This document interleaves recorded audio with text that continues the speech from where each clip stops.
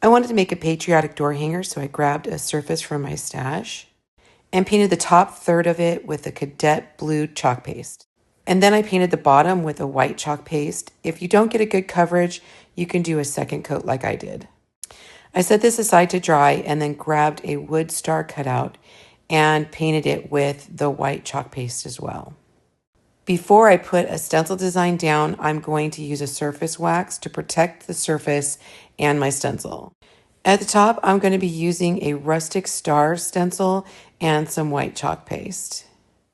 For the stripes, I'm going to be using this fun wavy line stencil, and I'm using a candy apple red chalk paste. Because my surface is wider than my stencil design, I'm going to line the stencil up and use that red chalk paste to continue that design. Then I'm going to go around the surface and the star with my gator sander, and then take my inkers and go around the star to make it even more rustic looking. I'm adding a flat jute ribbon between the patterns and wrapping the ends around the sides.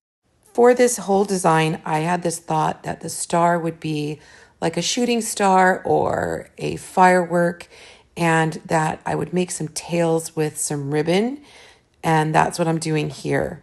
I just grabbed a bunch of ribbon and different fabrics and put them all together. The length is about 10 inches long, and then I'm going to tie them together in the middle. Then I glued it to the board and then glued the star on top of that. To give this even more dimension, I wanted to add a little mini messy bow. I used a bunch of different little pieces of scrap ribbon and fabric and just stacked them on top of each other. And then I tied it in the center.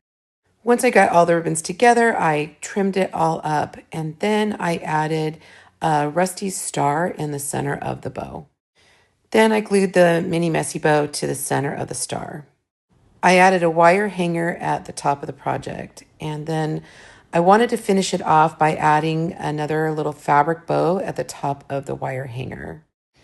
I think this project turned out super cute, and if you enjoyed it, make sure you check out my Facebook page and YouTube channel for more DIY tutorials like this one.